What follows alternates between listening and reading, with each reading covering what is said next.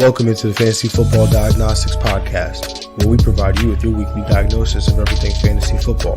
Whether it's season-long leagues, dynasty, DFS, or sometimes even IDP, we got you covered all year long.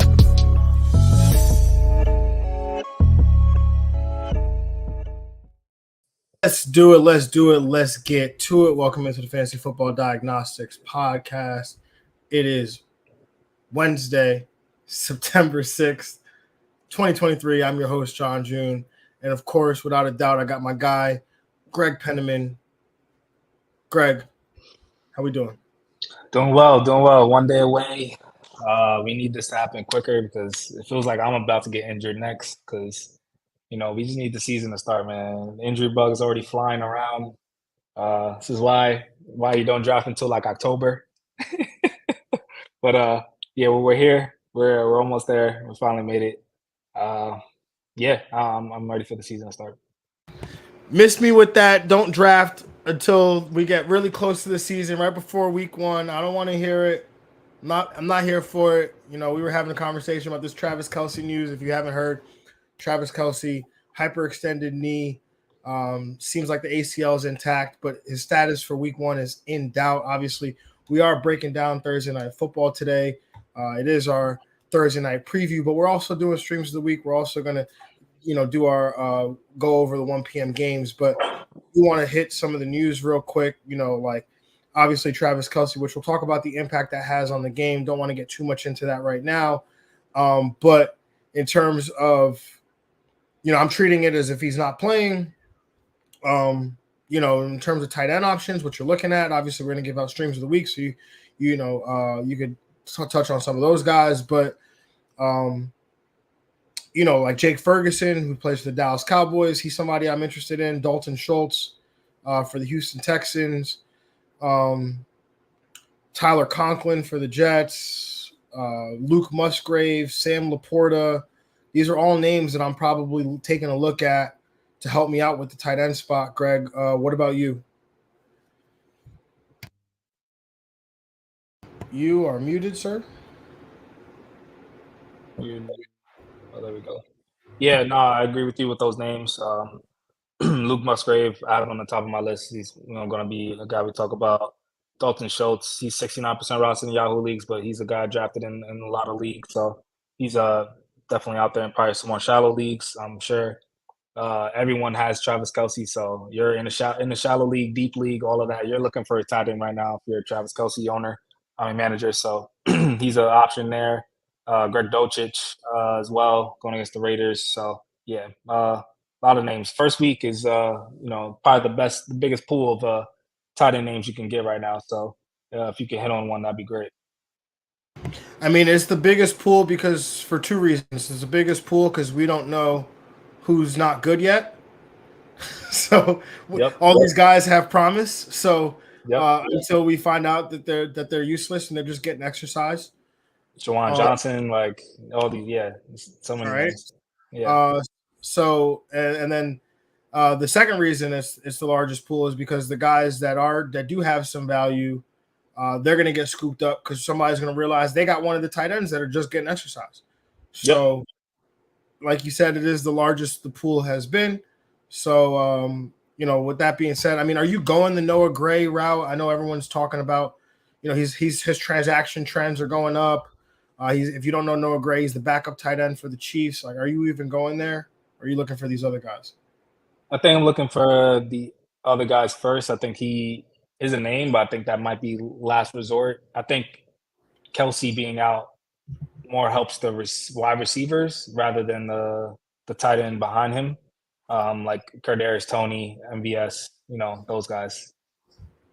I agree with that sentiment as well. I mean, Noah Gray to me, if you think you're going to get Travis Kelce production or even 80% Travis Kelce production, I think you got another thing coming. Like you said, I think it helps the receivers more. You right? have to guarantee him getting a touchdown, pretty much. You're banking on him trying to get a touchdown. That's why you're definitely. I mean, he is involved in the offense, has been, but it's different when you're the number 2 tight end you're running in 12 personnel, and everyone's so focused on Travis Kelce, and you leak out the backside of the defense or something like that, right? It's a little bit different, but I'm not really going to trust Noah Gray there. But moving on to some of the other news, Nick Bosa is still dealing with that contract, so there's a possibility he misses this game here with the 49ers. Chris Jones also dealing with a contract situation, so it's unlikely that he'll play on third. I mean, the game's tomorrow, so it's unlikely that he will play. Jamison Crowder signs with the Commanders, going back home to the team that originally drafted him. So, see what that has in terms of the impact there. And, Washington is optimistic. Terry McLaurin is going to play on Sunday dealing with that turf toe. So, definitely some things to watch. Greg, I don't know if you have anything to add to any of that or. No, I think those Chiefs guys, Chris Jones especially, I think he's just as impactful as Travis Kelce on the defensive end for these guys. Definitely moving the line a bit for Detroit right now. That line is moving slowly but surely to their side. Yeah, the line has moved a little bit since it initially opened. But you know what? Let's stop talking about it and just talk about it, man. Let's get to it.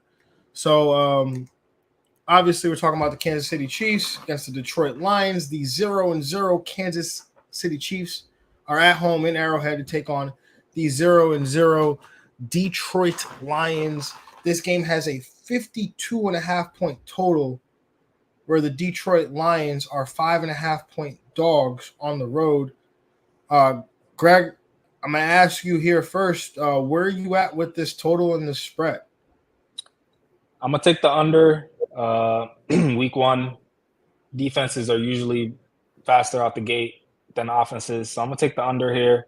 I'm going to take Detroit to cover, but I'm going to still somehow, some way take the Chiefs to win this game without no Chris Jones, no Travis Kelce. I think home opener, Chiefs get their rings. I don't think it's going to be one of those letdowns. I think they're going to be hyped. I think they're going to be ready to go.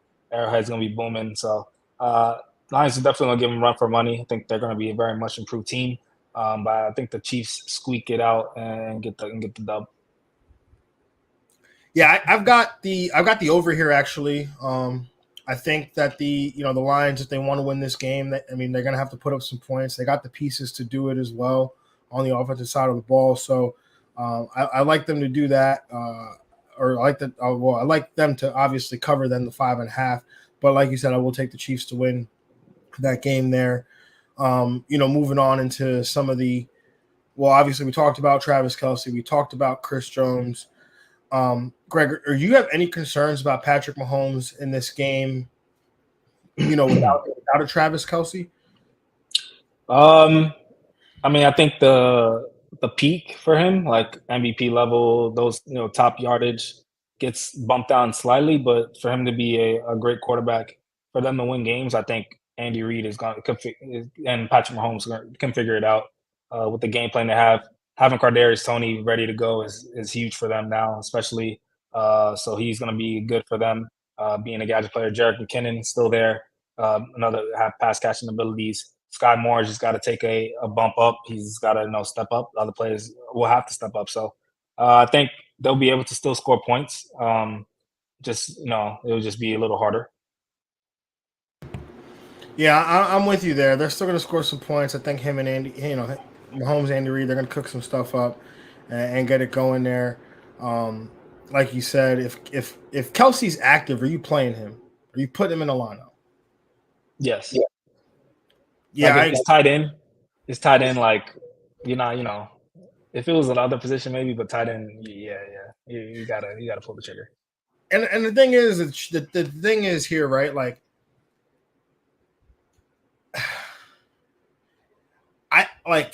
you drafted Kelce probably with your first round pick, at worst your second round pick. You did not prioritize a backup tight end. Nope. You were like, set it and forget it. Like, you were done with tight end for the rest of the draft. You weren't even thinking about it. Yeah. You were plugging away, getting all the running backs and wide receivers at that point. Yeah. Yeah. So to me, with that being said, like you like 50% of Travis Kelce, 60% of Travis Kelce, that's still a tight end one, right? It's not the tight end one, but it's a tight end one, right? Yep. Like, so I'm still gonna roll him out there, and hopefully he catches 2 red zone touchdowns, right? Maybe he doesn't play the full game. Maybe he's on a snap count, but when they get in the red zone, key third downs, he's on the field, right? So if he plays, I'm playing him, no questions asked. I agree. All right, Greg. What about these running backs, man? Obviously, this high scoring game here, 2 high octane offenses. What are you looking at in terms of the running back situation? Yeah, for both sides, I think there'll be a lot of play here. I mean, Jameer Gibbs, this is his coming out party. Hopefully, he comes out ready to go week 1. I think they're going to give him opportunity here, especially with his pass catching abilities. So I see him as a, I think a strong RB2, at least borderline RB1 in this one. Dave Montgomery is going to be also involved. I want to see, definitely intrigued to see how the splits are going to go. I think it's going to be 50-50, how it's going to be in the red zone. Dave Montgomery, the bigger back, so if he's going to get more goal line snaps or more experience in that area, and then on the Chiefs side, all Isaiah Pacheco here. I think for the run game, I think they may even rely on him more.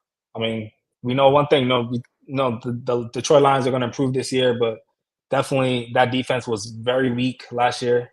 I couldn't imagine them being that huge of an improvement for them to be the top 5 defense this year. So there's going to be holes for them in the run game. So Pacheco, strong RB2, I think. Jerick McKinnon, I think he's a great flex play as well in this one. I honestly, I'm with you. I'm with you on the running backs. I think you could play them. I might have Pacheco honestly as an RB1 in this matchup, especially no Kelce or a limited Kelce. You could be looking at more, maybe a more run heavy approach here. In the red zone, maybe those touchdown passes, what would have been touchdown passes to Kelce, turned to, rushing touchdowns for Pacheco. So I like the opportunity here for Pacheco. I think obviously McKinnon slides in as a strong RB2 candidate here with Kelce potentially out or limited.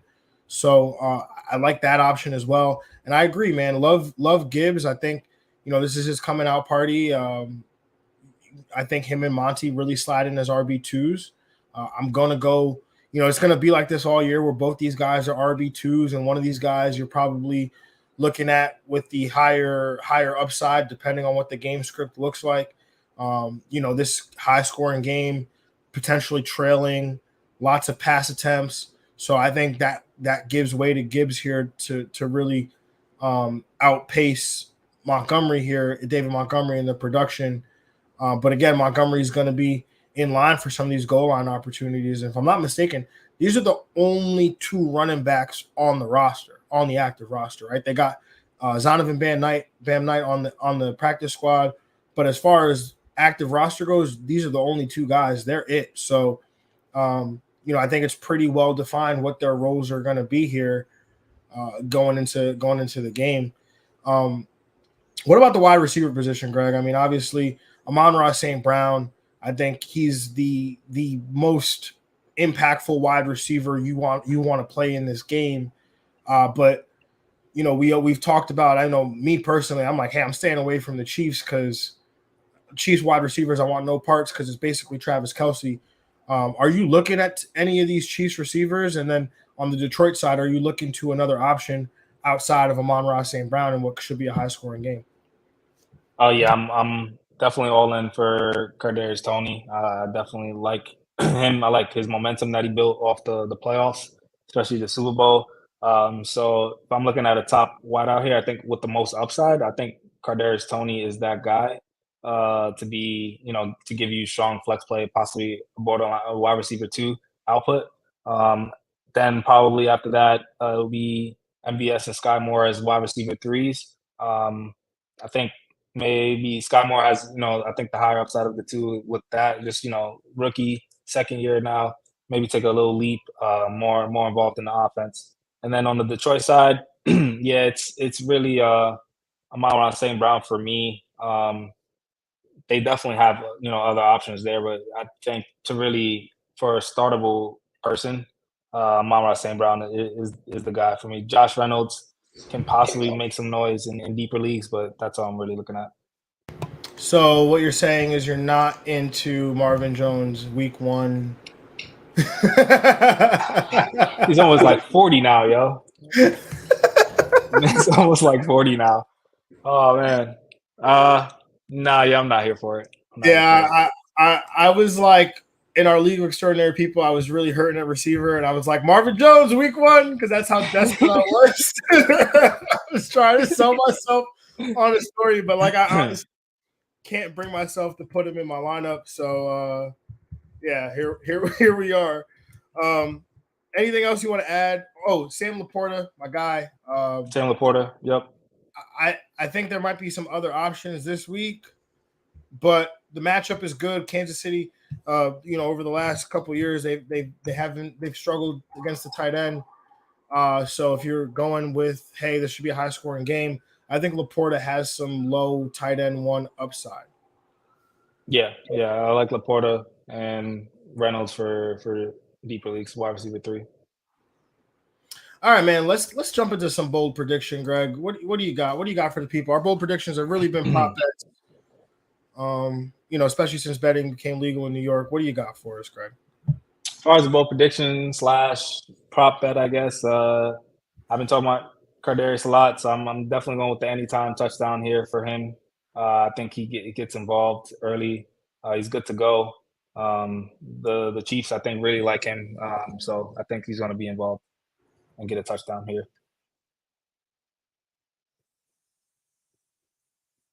Muted. Yo, I clicked the button. I must have not been muted, and then I muted myself. Yeah. All right. Anyway, Jahmyr Gibbs, I'm staying there, right? He's my breakout running back on the year. I think the breakout party's happening. Starts early, week 1. Couldn't ask for a better matchup here and better game script potentially. So I'm looking at those receiving numbers on FanDuel Sportsbook. You could parlay 40 plus receiving yards. Okay. Right? The line is at 30. Last time I checked, it was 30 and a half. But you can get 40 plus receiving yards with over 3.5 receptions for plus 148 on FanDuel Sportsbook. Plus money's us money. I like it. Like that. It's kind of going in on my guy early from the jump, man. I haven't checked the odds for a Cardarius Toney anytime, but I could check that right now, actually. I think it's kind of nice, actually. It's 210 plus 210, so there you go. Yeah, most definitely. They do like to use his shiftiness around the red zone. So I think it's definitely within the range of outcomes for sure. Let's jump into some. Before we do that, make sure you like, comment, subscribe, all that fun stuff. Whether you're watching us on YouTube live or you're watching on Twitter or Twitch, or if you're listening on Apple Podcasts, Spotify, or Google Play, make sure you comment, like, subscribe. We'll be with you all season, 3 times a week, every Monday, every Wednesday, every Thursday. So make sure you tap in. But Greg, let's jump into those streams of the week. Your quarterback stream of the week, man. What do you got? Going with Derek Carr here, going against the Tennessee Titans, 39% rostered in Yahoo leagues. Just looking at who's available. Derek Carr was a name that popped up in my eyes. I think he'll be probably the most ready to start for week 1 out of these team quarterbacks. Going against the Titans defense that wasn't very strong last year. I think that won't be heavily improved as much this year, so there'll be opportunities for him to score, for him to get his new receivers involved, Chris Olave, a healthy Michael Thomas, so Juwan Johnson. He's got the pieces around him, so I think Derek Carr gets it done for at least 250, maybe 2 touchdowns. Yeah, man, showing out in New Orleans for his first start, I like that. For me, I'm gonna go with Kenny Pickett. I was thinking about him. I was thinking about Kenny. Yeah. Going with Kenny Pickett, 39% rostered in Yahoo leagues, going up against the San Francisco 49ers. And I know that sounds like a bad matchup, but hear me out. We talked about Nick Bosa potentially missing with the contract. Now, there is a possibility he shows up on like Thursday with a new contract. TJ Watt did it last year, right? Played in limited snaps, and Mike Tomlin even talked about it at his presser. So you got no Nick Bosa that completely changes the outlook of the San Francisco 49ers defense without that pass rush. Kenny Pickett's surrounded by a ton of weapons, from Najee Harris to George Pickens, Deontay Johnson, Pat Freiermuth. So I definitely like the situation here. He's at home, Pittsburgh, tough place to play, 2.5-point underdog. So it's a close game, competitive game. Pickett likes to use his legs as well, too. So I think you've got some of that added floor, especially around the goal line here. So taking a shot on Kenny Pickett, somebody I haven't really been high on all year, but his preseason was strong. And as we've gotten closer, I'm leaning into some of the Kenny Pickett hype. Greg, stream of the week, man. Seems like we're on the same guy this week, but tell me why you're on Luke Musgrave. Gotta go Luke Musgrave here, going against the Bears. One, you talking about your Kenny Pickett guy. I'm in love with Jordan Love and his offense. Sure. I am not a Kenny Pickett guy. Hold on, I never said that. No. Just for week one. Just leaning in. I was not a Kenny Pickett guy, but now I'm leaning in. Okay. Yeah. Jordan Love, I think he should come out the gates versus Chicago. Do what he has to do. Play a good game. Luke Musgrave, young quarterback, always a good formula for success is the tight end position. So I think they drafted him highly. I think they treat him highly. So I think he's going to be involved there for, close to 5 to 6 targets and maybe get some receptions and get in the end zone. So 15% roster is definitely out there. Yeah, I 100% agree. He's also my tight end stream of the week. He's been running as a tight end one in Green Bay's offense all offseason. Chicago wasn't very good against the tight end, especially near the tail end of last year. Like you said, Jordan Love, young quarterback, gonna lean on his tight end position a little bit there. And like we said, right, like if you are the Travis Kelce manager, this guy could help you potentially through week one and however long Kelce might be out. So we try to, whenever especially this point in the season, when we're trying to give a stream, we're trying to give a stream that can make your team, right? Like they can make your roster for the year. If that works out, then great. But, Geno Smith was one of those guys for us last year, constantly streaming to the point where it was just like, no, this guy should be in your starting lineup, right? So hopefully we hit on a few of those, and I'm sure we definitely will. Greg, your defensive stream of the week, full disclosure, I was going to go this direction, but then I was like, nah, Greg is definitely going that direction because you picked him up in the League of Extraordinary People. So tell everybody why you are on the Atlanta Falcons. Yeah, the Atlanta Falcons going against Carolina. I think they, are going to be an improved defense this year. A lot of talent on that ball. Get with all those draft picks. I mean, being a bad team all throughout the years, and also they get a great matchup coming into week one. They get a Carolina team who's been bad the last couple of years, and also against a rookie quarterback in his first ever start, Bryce Young. So it's going to be some opportunities there for sure. For some picks, maybe some fumbles, and just low scoring game as far as holding Carolina to a low number of points. Yeah, I like that too. Carolina rookie quarterback, week one. It should be a tough outing for them, and Atlanta is my team to pick. My pick to win the NFC South. I think they're going to be improved. I think they're improved on the defensive side of the ball with some of the additions that they've made. So I like this one a lot. For me, I'm going to go with the Minnesota Vikings going up against Tampa Bay. Tampa Bay based, or I guess just Minnesota rather, based on my projections, they're actually the top defense I have on the week, just based on, this how many sacks they'll allow or how many sacks they could potentially get in this matchup and what Baker Mayfield, his propensity to probably throw an interception here. So they are favored. They are at home. So I think that's a good formula here for a really good defensive start here in week one. Yeah, I love that one for sure. I was looking at Minnesota as well. And honorable mention, Jacksonville as well. First rookie quarterback going against the Colts as well. Yeah, definitely a good one there. All right, man, let's jump into the games. 1 p.m. games. We're running through them right now. We're doing a little bit of a different format this year. If you've been with us before in years past, we've basically gone through every detail of every game. We're trying to provide the content as efficiently and effectively as we can in a concise manner. So, with that being said, we have the 0-0 San Francisco 49ers traveling to Pittsburgh to take on the 0-0 Pittsburgh Steelers. Game has a 40.5-point total, where the San Francisco 49ers are 2.5-point road favorites. I am going to take this over here. I'm going to be with Pittsburgh on the cover, which means I got to take Pittsburgh to win. Greg, what about you?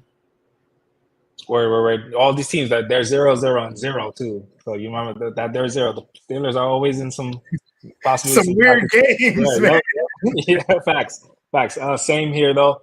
I'm gonna take the under. I like the upset here. I like Pittsburgh. A lot of home dogs, by the way, this week. So Pittsburgh to cover, Pittsburgh to win.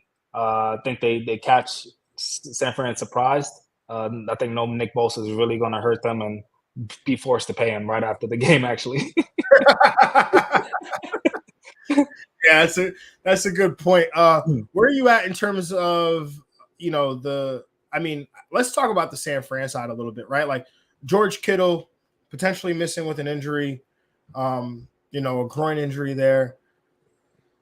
Like, are you in too much here on that side of the ball? You took the under, so outside of CMC, obviously, who's an RB1, where are you leaning at with the receivers? Especially George Kittle can't go. I think it does help Debo and Ayuk a little bit. So I see them both as like low end wide receiver twos. It's going to be a tough game though on the road against the Steelers defense. So I think both of them can get a slight bump. I think one of them is gonna be I think a top 25 play. Just not sure which one it would be with the just week to week. There was some inconsistency last year with Ayuk, so we need to see kind of what's going to go here. But I think Debo gets the slight edge. Yeah, I mean, it's really pick your poison here, right? Like, I think they're both low end wide receiver twos. I don't think anybody's in a predicament where they're trying to choose between one of the two. So if you have one, you're really just trying to figure out, do I start this one or do I not? I naturally, this happened yesterday in a draft, right? We're drafting, and you're like, I want Debo, and I'm like, I want Ayuk, and so I'm going to lean Ayuk here. He was near the tail end of last year. He was operating as the true number one receiver, outside of like what McCaffrey and Kittle provide to that offense.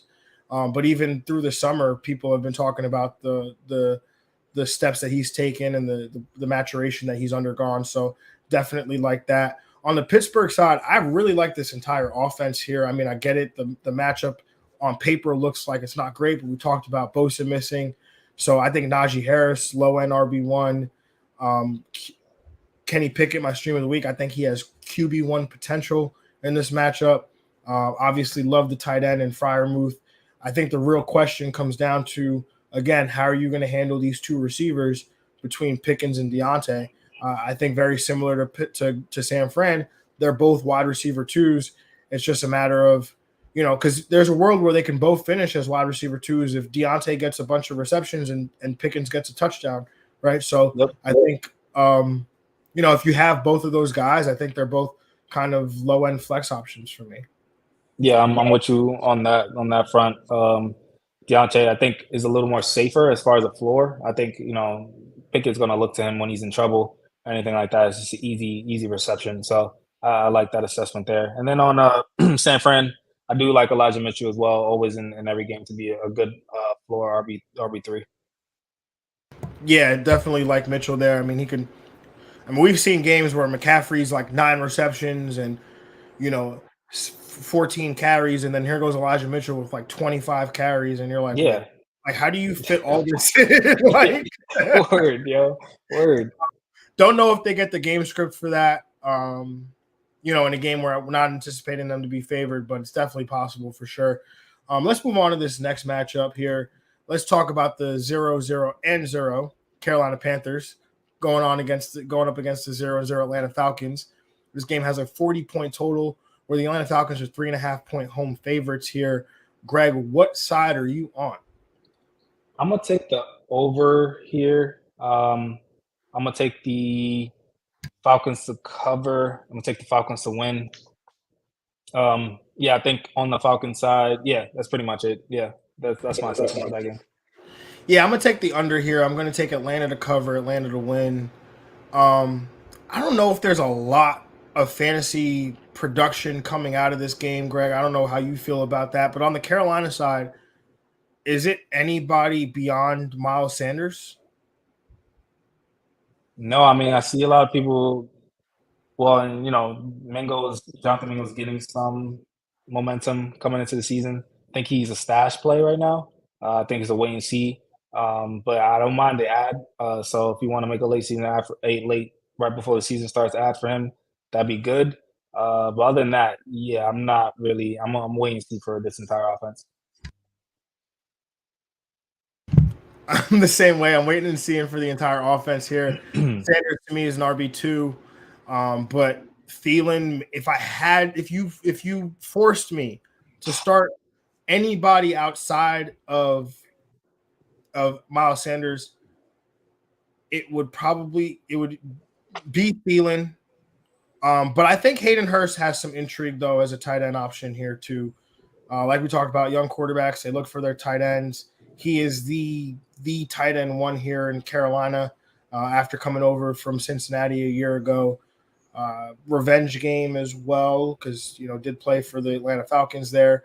So I think Hurst has some intrigue there as a tight end option, but it'd be literally just a floor play.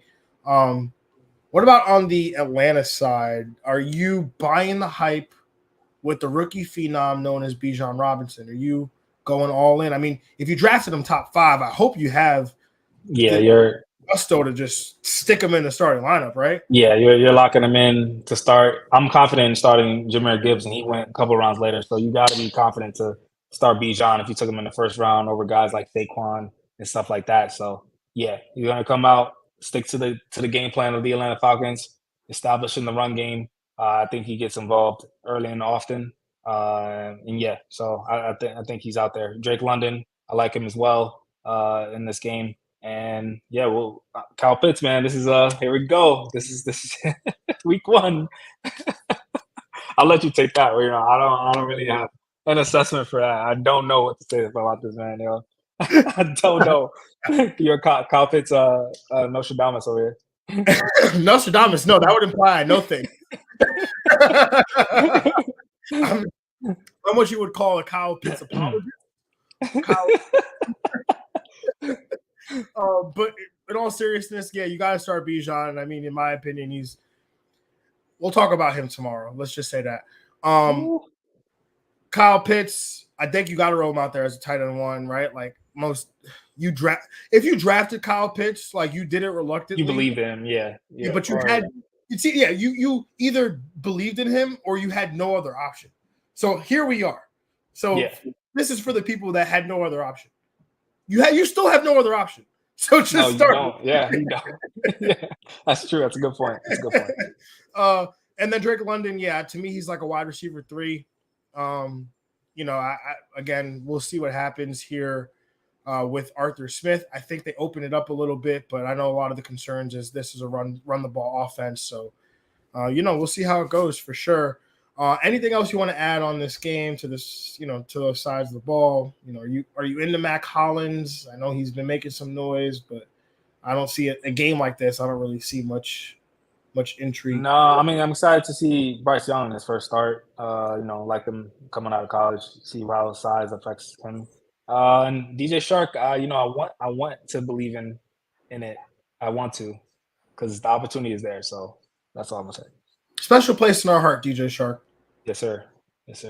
That was the Gardner Minshew DJ Shark rookie year. Was like the first year of our podcast. Yeah. Think so. Yeah, you're right. Yeah. All right, let's talk about this next matchup here. We have the 0-0 Baltimore Ravens at home taking on the 0-0 Houston Texans and a 44.5-point total. where the Baltimore Ravens are 10-point favorites. I am going to take the over. I'm going to take the Ravens to cover 10 points against the rookie quarterback at home, and I'm going to take the Ravens to win this game. Greg, what say you? Yeah, I'm gonna take the over as well. I'm gonna take the Ravens cover, Ravens to win. Yeah, as well. I mean, obviously, Houston's. This is probably just like a DFS thing, right? Houston's pass defense was very good last year, but there's Was like a 0% chance you're like benching Lamar Jackson. You're not playing him, like absolute 0% chance. But I'm mixed on the wide receivers, to be honest, right? Like Mark Andrews, obviously he's a tight end one. He returned to practice today after dealing with an undisclosed injury. But do you share that assessment, or is there a receiver that you're itching to play here for the Ravens, or because there's also the point of like where do they fall in the pecking order between Odell Beckham, Rashad Bateman, the rookie Zay Flowers? What's your assessment on that, Greg? So I think those three are like a wait and see stash guys this week. I feel like if I'm gonna go ahead and be dangerous and start someone, it's gonna be Zay. Just I think I like them, especially in the preseason games. They had him involved a lot. I think as far as a floor, I think they're gonna get him involved receptions wise, short yardage, and then just showing his talent off. So I like Zay a lot coming into the season, and that signing bonus, man. The man got a huge signing bonus. It shocked the entire team. So to follow the money.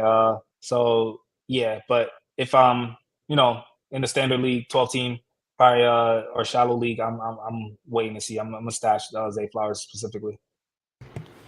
Yeah, I'm gonna go with what I know, man. I'm going with OBJ. Like he's the vet. He's in the room. He's the number one, like prototypical like receiver guy. Zay Flowers, definitely love me some Zay. But I think right now he's more of like you manufacture touches for him. You get him involved in the offense. But if you want 6 to 7 catches, I think that's coming from OBJ. If it's coming from a receiver not named Mark Andrews. Yeah, I think I agree. Get on board with that as well. That assessment. J.K. Dobbins in your lineup as an RB2? Yes, J.K. Dobbins in my lineup. As long as he's healthy, he seems to produce. So I'm putting him in. I'm putting him in. Yeah. And then on the Houston side, Dameon Pierce, I think, obviously leads the way there as an RB2, potentially RB3 here with this, negative game script that they could be facing. Dalton Schultz, a guy we talked about before as well, I think has got to be in consideration as a tight end one here. Probably a guy that wasn't highly drafted, probably undrafted in some leagues there. So if you are the Travis Kelce manager looking for some help there, then I think Dalton Schultz helps you out. Yeah, I'm agreeing with you with Dameon Pierce and Dalton Schultz. And I'm on board with Nico Collins, man. I'm here for Nico Collins season. I think he, had a lot of momentum. One of those guys that if he didn't make the playoffs last year, you forgot about names like him. He was doing well throughout towards the end of the year last year. I think he carries that momentum. Yeah, no, he definitely was doing well. I think he had a knee injury to end the year, which kind of cut his season short. But big Nico Collins fan over here. As is the case with mostly every player I'm ever on. I was just 3 years too early, So, but Nico Collins definitely a guy that I think in this, especially 10-point dogs, should definitely have a role here in the pass game. Let's move on to this next matchup. We got the 0-0 Cincinnati Bengals traveling to Cleveland, not very far, to take on the 0-0 Cleveland Browns. 47.5-point total, where the Cincinnati Bengals are 1.5-point road favorites here. Greg, where are you at? It's tough. I mean, it's really depending on Joe Shiesty, man. Joe Burrow, is this man gonna play? I mean, Practice in full. Is practice in full. Play. Okay. So I'm assuming he's playing. I'm gonna throw him out there. I'm gonna actually go with the under here. I'm gonna take Cincy to cover, Cincy to win. That's what I'm taking. I had wanted to go the under too. Like my initial thought when I saw this game was take the under. And then I was like, looking at the injury report, and Denzel Ward is in concussion protocol. So it kind of makes me think more passing, or he's obviously a really good corner. It makes me think more points, makes me think Cleveland's got to keep pace. So I'm going to go with the over here. In terms of the games or the fantasy players, though, I guess, is there a Cincinnati Bengal that you're not playing? Like, are you into the main guys? Are you in then? Are you into Tyler Boyd as a wide receiver 3 flex option? Or are you just going to stick with the main 4 here? No, I like Tyler Boyd. I think he could be a low end flex. That's the name that I'm wanting to play. Yeah, I think I'm just going to stick to the major 4. I mean, Boyd. I mean, if this game goes over, like I said it, like I'm projecting it to, then I think Boyd definitely has some intrigue as a floor option at the wide receiver position. But yeah, I think you operate as accordingly with these other guys, right? They're all in your lineups, mixing as an RB2, Higgins there as a wide receiver 2, and then Chase and Burrow as your ones at their respective positions. On the Cleveland side, I think I'm more into the Cleveland side than I thought I would be. Nick Chubb, I think has top 5 running back potential in this matchup. Watson, I think, has QB1 upside and what I'm projecting to be a high total with the over here. So I think naturally his pass weapons come along with them, right? And Cooper as a wide receiver 2 and Njoku as a tight end 1. And then Elijah Moore, I think, is in flex consideration here. I don't know, Greg, if you agree with that assessment or how you feel. Yeah, I'm kind of with you. So the things I saw last year from the Browns, I wasn't very intrigued, very happy about. Granted, it was Deshaun Watson's first time playing. Now he's got a full training camp under him and everything. Nick Chubb, though, top 5 play for sure. You're throwing him out there, absolutely. I'll bump slightly down the other Cleveland Brown pieces. I think Watson is more like a high end QB2, like QB 13, 14 guy. Njoku, low end tight end 1, and Amari Cooper, low end wide receiver 2. Are you sticking Elijah Moore out there? I mean, there's been a lot of offseason hype. I mean, I feel like this dude gets offseason hype every year for 3 years in a row since he entered the league. But are you in? Are you in? To start, I don't think so. To start week 1, I don't think so. I'm stashed though. I'm here for that. I think I'm here for that. Yeah, I mean, like I said, I have flex worthy question mark here, so I'm 100% not sold on it. I think if you are, you're desperate, you're in a 2 flex league, he definitely makes some sense. All right, let's move on to the 0-0 Tampa Bay Buccaneers traveling to Minnesota to take on the 0-0 Minnesota Vikings. This game has a 45.5 point total, where the Vikings are 6.5 point home favorites here. Greg, where are you at with the total and whatnot? I'm gonna take the over here. I'm gonna take Tampa to cover, but I'm gonna take Minnesota to win. Yeah, that's what I got. Yeah, I'm gonna take the under here. I'm gonna take Minnesota to cover, Minnesota to win. I guess where are you at with? Obviously, we're playing Cousins, we're playing Justin Jefferson. Question really comes down to where are you at with Alexander Mattison in his first start of the year as the guy. Rev it up, baby.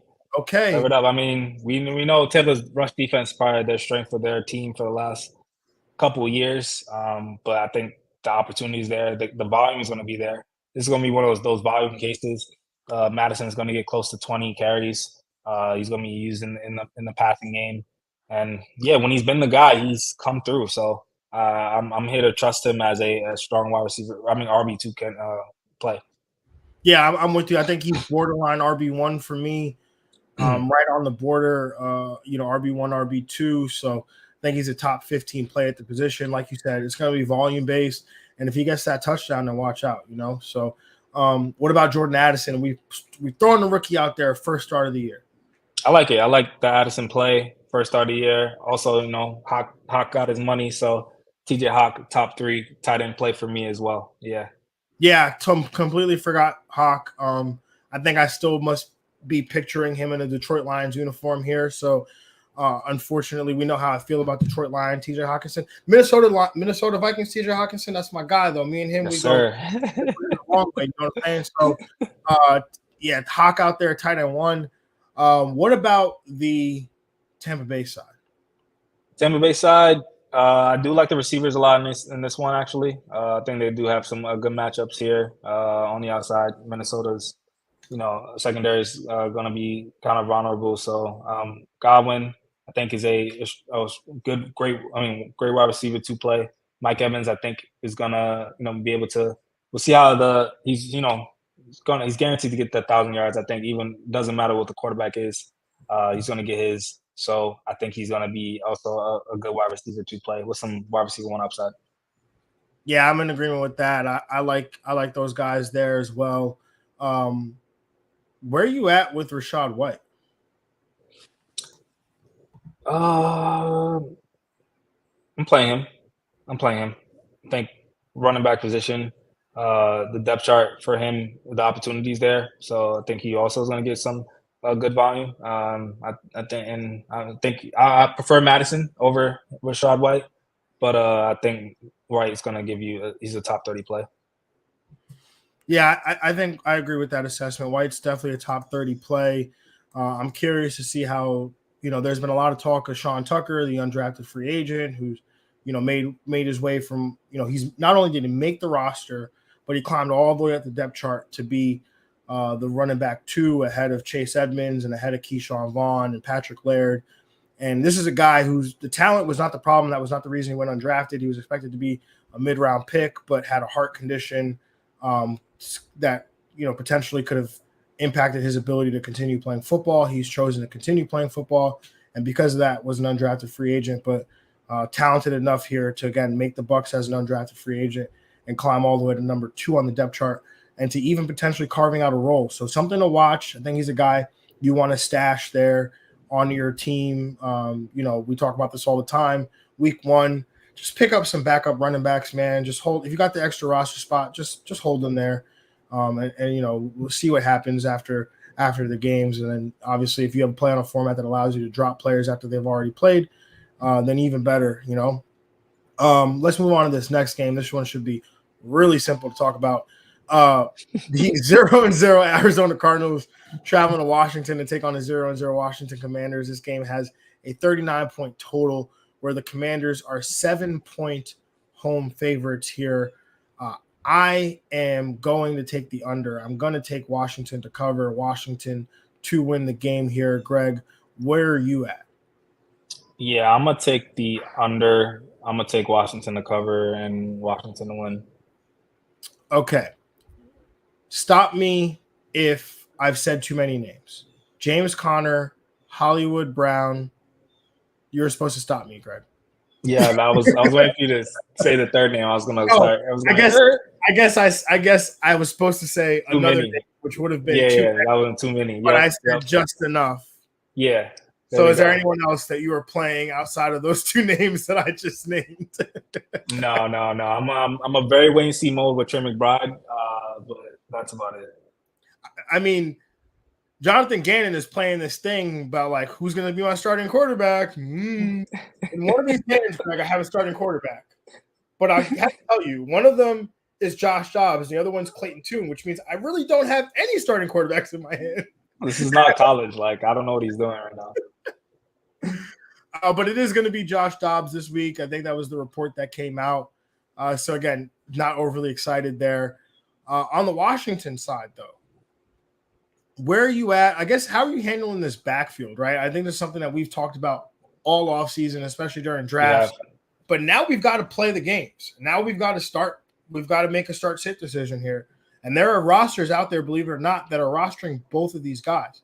Mm-hmm. So where are you at with Robinson and Gibson? I think it's a game-dependent thing. So we see here they're a heavy favorite. We both got them to win. So I think, Brian Robinson is going to be used probably early and often. towards the goal line. He'll probably have red zone opportunities. If they're winning in positive game script, I think he'll be used here. So I think he's got. I think he's a top 30 play. I think he's a low end RB2. Antonio Gibson, though, I think is still a play as well. Just giving some, especially in like 2-minute offense. So when they want to play faster. So I think AG is a solid flex play as well. But I think they're more. I think so. AG is going to be available to play in more games. But in this type of game, you can use Brian Robinson as well. Yeah, and I'm with you there, right? Like, I think Brian Robinson, if this is game script dependent, Brian Robinson, 7-point favorite at home. That should be good game script. I can see it now, man. 17 for 69 and a touchdown. Oh, it's a perfect stat line. Yeah, word. Meanwhile, Gibson's going to be there 8 for 39 and, pitching 4 receptions. So, I think Gibson's an RB3. I think Robinson's an RB2. Terry McLaurin situation, that's tough. What are you doing there with Terry McLaurin? How does that impact, does him being in or out of the lineup impact how you look at Jahan Dotson in this game? Yeah, it is tough. I mean, I wasn't super high about, the receiver situation coming in with the new quarterback. We'll see how it goes to start. But yeah, Terry McLaurin being a little banged up, I think that gives a slide to Jahan Dotson. I think he's in flex consideration for me.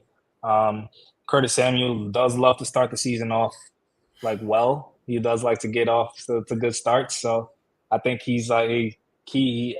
I think I'm willing to play him as well as in the flex. Yeah, he's I'm gonna go with Dotson here as a wide receiver 3. I mean, Sam Howell seems to love throwing the ball to Jahan Dotson. Terry McLaurin, are you playing him if he plays? Terry McLaurin plays. I think I am playing him. Yeah, I think I am. I'm gonna wait and see, man. I'm gonna wait and see. Turf toe is no joke, man. Yeah, it could be one route, and he just gets a little hitch, and then he's done for the rest of the game, and that's the or worst. He's just out there just jogging the whole time, just being a decoy, being a decoy. Yeah, can't jump, right? Can't. I don't think they'll need to run. I mean, throw the ball heavy too to win the game. So that's true. The game plan might be just stay on the ground. Yeah, so I mean it's tough there. I don't think I could play Terry. If I have another option, I would have to go in that. Yeah, I think I'm with you now. Yeah. All right, let's talk about this next matchup here. We've got do you have anything else on that game, or can we move on? No. All right, we'll move on. The 0-0 Tennessee Titans traveling to New Orleans to take on the 0-0 New Orleans Saints. Game has a 41.5 point total, where the Saints are 3-point favorites. Obviously, Alvin Kamara not playing in this game, suspended the next 3 games here. I'm going to take – Greg, actually, kick this to you. Where are you at on the sides? What do you got in terms of totals in the spread? Go and take the over here. I'm going to take the Saints to cover, Saints to win at home. Yeah, I'm going to go the over. I'm going to take Tennessee Titans to cover and the Tennessee Titans to win. Okay. Yeah. Greg, what about, I guess, starting on, I mean, both these teams are very interesting, but we'll start on the New Orleans side. Derek Carr is obviously your stream of the week, so it seems like you have faith in this offense. Yep. How are you treating the receivers, and what are you doing with the running backs given Alvin Kamara's suspension? So I really did like Chris Olave coming into this year. I think Derek Carr is going to help him a lot. I think he's a borderline wide receiver 1 for me. So I'm playing him with confidence. Michael Thomas, he's healthy. So he did start off pretty well last year, actually, in the same spot, coming off healthy until he got hurt again. So I think he's a good flex play. And then Juwan Johnson, streamable tight end conversation as well. If Michael Thomas isn't going to step up, I think Rashid Shaheed does come into play as a stash here, though. I'm going to wait and see. And then for the running back situation, Jamal Williams, give me him all day. RB2 option, a strong one. Yeah, I am gonna. Olave for me is definitely a wide receiver too. Michael Thomas, I think you can slide out there as a wide receiver 3 flex option. 100% with you on Rashid Shaheed. He's not in my lineups, but he's on my bench. If I got a roster spot, he's in it, or he's on my bench at least. So definitely like his potential. And then Jamal Williams, I think for these next 3 weeks, he's RB2, RB3 production. I think is what you can expect. Yeah. Sorry, did you want to add something to that? No, that's it. On the Tennessee side, Derrick Henry, obviously he's an RB1. How are you treating the wide receivers here, though, between Hopkins and Treylon Burks? D Hop, just talent. He's still D Hop until he falls off. As far as stat wise, I can't see why you wouldn't start him as a wide receiver 2 option. And yeah, Treylon Burks. It's tough. I think I'm a wait and see for him. I think he's a stash for me this week. Yeah, that is fair. I'm actually Hopkins is the wide receiver 2 for me. I'm gonna play Burks. It's not great. I don't feel like, don't get me wrong, like I don't feel great about playing him. I'm just banking on highly drafted receiver last year. We're all in on like Garrett Wilson and Chris Olave and Drake London and Jahan Dotson. But Treylon Burks gets none of this hype. They did sign DeAndre Hopkins in the offseason.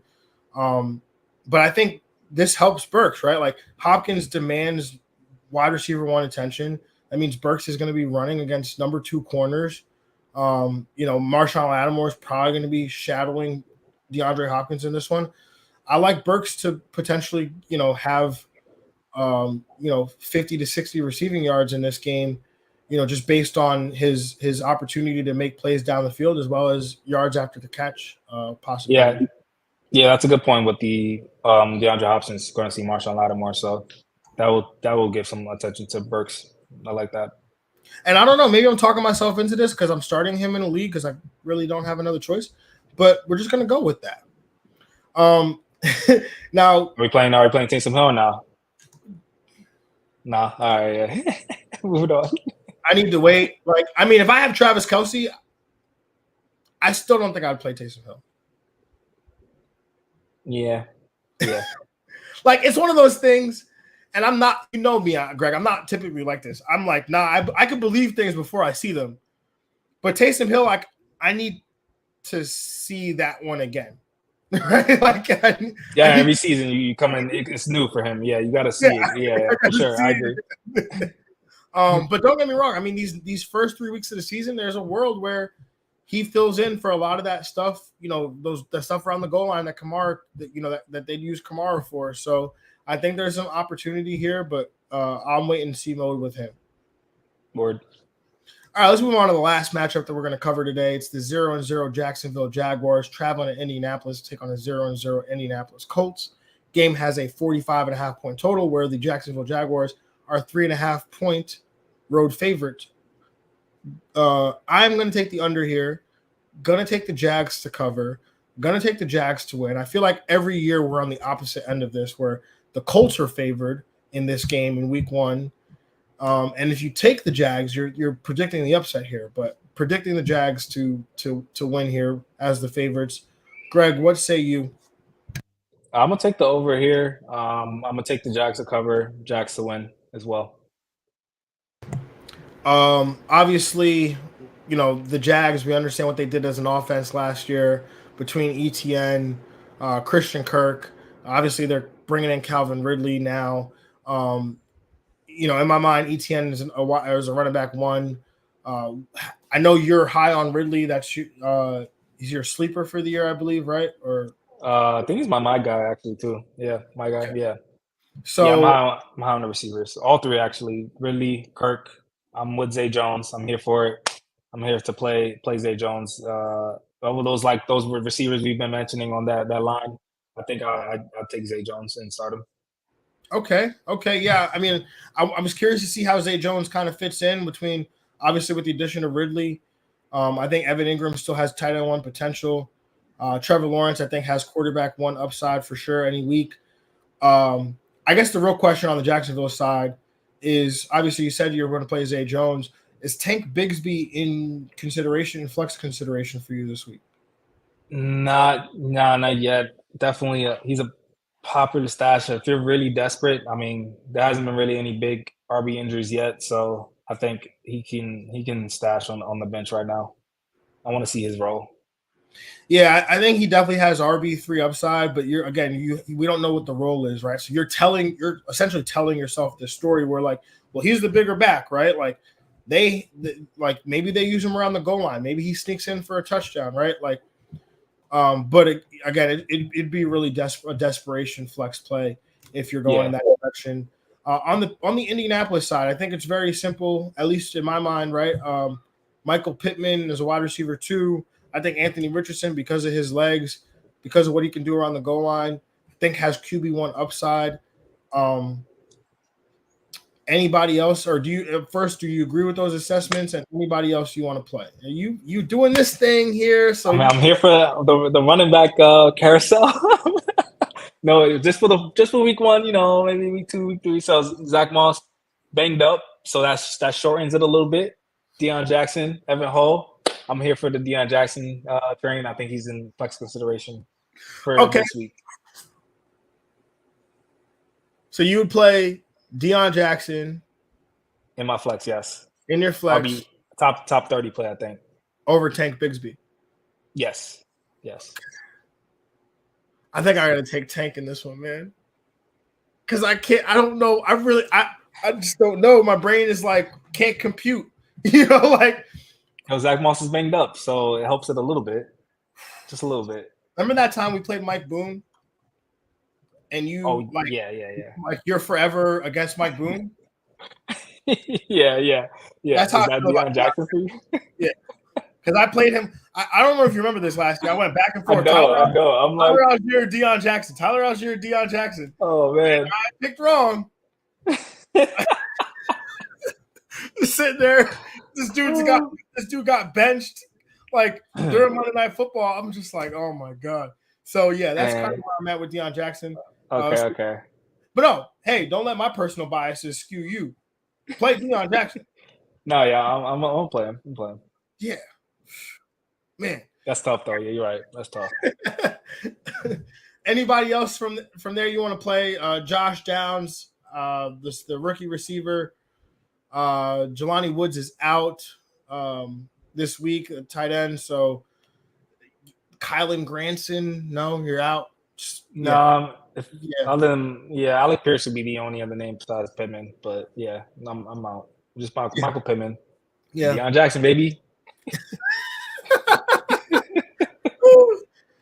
All right, everybody. Well, that will be our show for today. Again, make sure you comment, like, subscribe, all that fun stuff. We will see you guys tomorrow, 4 p.m. Eastern Standard Time. A little bit of a time shift. But just again, make sure you come back tomorrow, 4 p.m. I do want to highlight Monday. We do have a little bit of a scheduling conflict because your boy, this guy here, will be at the Jets game. And so it's one of many Jets games. One of many Jets games there. So, in prime time too. So it's going to impact our schedule just a little bit. So we'll be on here noon on Monday. But yeah, man, I can't wait to get it back here tomorrow. We'll talk about the rest of the 4 p.m. games. We're also going to give out starts of the week. Play some Get Money. Yes, sir. So, yeah, it's going to be a fun show. Make sure you tap in tomorrow, 4 p.m. Eastern. And, Greg, anything you want to say to the people before we're out of here? No, man. Let's get going, yo. Tomorrow night, let's do it. You know what I'm excited for, Greg? We don't have to record a podcast during the game. Oh, yeah. Love this new schedule. Thank God for the producer who came up with this idea. Oh, wait, that's me. Anyway, have a good one, y'all. We'll catch y'all tomorrow, 4 p.m. And we are out of here. Peace. Yeah.